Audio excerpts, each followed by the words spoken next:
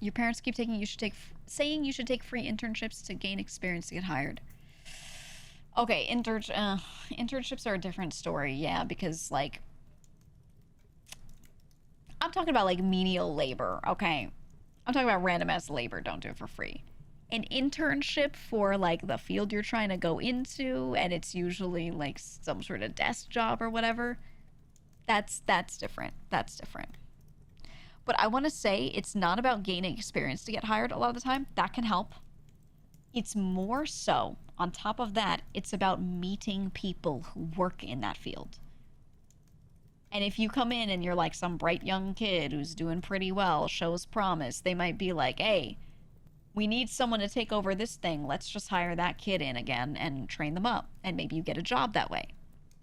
It's more about the people you meet and being able to pick their brains, right? You meet these people, you work with them for a bit, and you get to casually ask them questions about things. Don't just go to that internship, do your work, and then leave. Talk to those people a lot and just learn about things. Be like, what kind of job did you work before this? How'd you get into this one, right? Like, just listen to their stories, and that's the experience that you want. It's not just job experience on the job doing the real work. It's everything, right? So that's what that's really for. And hopefully they like you enough that they hire you, or they recommend you to a friend or something. They might know someone else at their old job that needs a whatever, you know? It's good, but you know, you have to get a lot out of it. You have to try to get a lot out of it. So, because other than that, yeah, you're not making money. So you better make sure you go in and gain something, right?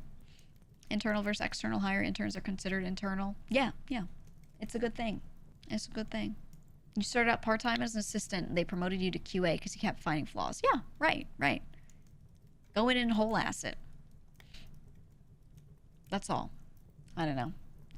I ended up not doing any like internships necessarily. I just had someone while I was in school straight up hire me to do some work because I was very involved in a lot of things. And a professor knew somebody who needed some very basic work done.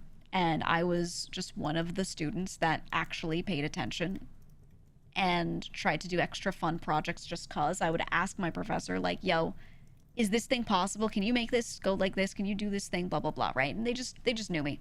They knew my name because I spent time near them. So they asked if I wanted to do this thing. They were like, hey, this person needs some of this stuff made. It's just a simple office job. They need some stuff taken care of. They need like some really, really, really simple shit. And I was like, yeah, I'll do it. Fuck it. Okay. I did that.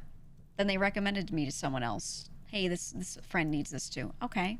So I did that. I then wrote it onto a resume like I was the next coming of Christ. Like I had just revolutionized their office. Okay. And I didn't lie in any of it. You have to be truthful in what your skill set is. But I wrote, you know, I made it sound like I saved the universe. And I started applying to things while I was in school doing that. And I was like, I can do this. And I completely improved their workflow by blah, blah, blah, blah, blah, blah. And I talked about like an audit that I did on their existing workflows. Audit on existing workflow? Are you kidding me? I was like, yo, you do this shit bad. Let me make you do this shit good. But you can call it that. There you go. You know what I mean? And I went in and I was like, yeah, I did that shit. And I wrote very simply what my skills were. And I was able to find more work that way. And I let that shit snowball. You know? There you go. There you go. Yeah, corpo words. And you know how I knew how to write it well and all of that? Because I talked to a TA of mine who was someone who was working and going to school. They were in their graduate program. And I was like, yo, how do you describe this thing in a way that sounds good? Because when I'm writing it, it doesn't sound that great, but I feel like it does a lot for people, this type of work I'm doing. How do I make it sound like it does a lot to convince someone who doesn't understand this? And they were like, I got you. And they gave me some words to use, and not buzzwords, not even buzzwords, just like proper descriptors. And yeah, and they helped me out, and that's it. And it, you know, a lot of the stuff that I got because I just asked a lot of questions and I tried.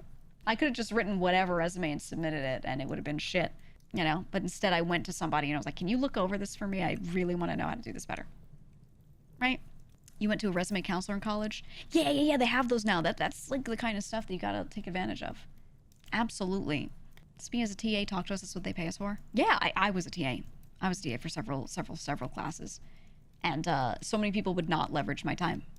I would go out of my way to find people to get for shit and be like, hey, you need help with this. I know you do. I'm gonna help you right now. I don't know, man. Just utilize anyone you have access to, utilize their time if they're willing to give you that time. If you fall asleep on the couch and then you wake back up at 3 a.m., King of the Hill would be on. King of the Hill would always be on. And that was the show. Like, it was just there when nothing else was there.